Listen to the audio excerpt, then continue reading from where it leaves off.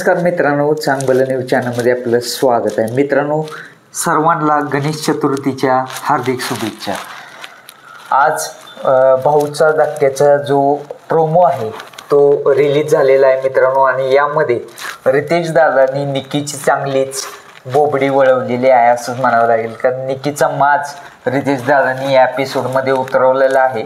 आणि आपल्याला माहितीच की आर्याला निकी म्हणालेली की मी तुझं ऐकणार नाही, मी कोणाच्या बापाचंही ऐकत नाही.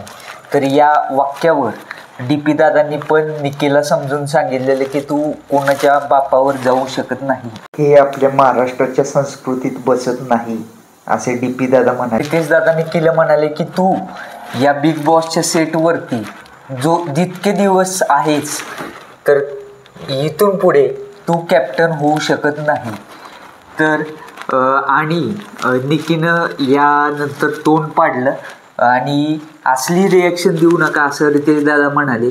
आणि अजून तुम्हाला शिक्षा आहे.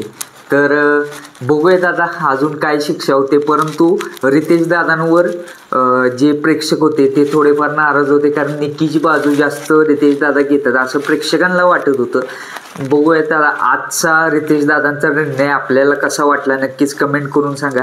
आणि संपूर्ण महाराष्ट्राचा लाडका सूरज चव्हाण कॅप्टन झाला आहे. गणपती बाप्पांचा आशीर्वाद त्याच्यावर कायम आहे. बॉसचा कॅप्टन झालेला पहिला स्पर्धक असा असेल की जो पाया पडून त्या कॅप्टन्सीच्या रूममध्ये गेला आहे. नक्कीच एक वेगळं स्थान निर्माण केलं प्रेक्षकांच्या हृदयामध्ये सूरज चव्हाणने.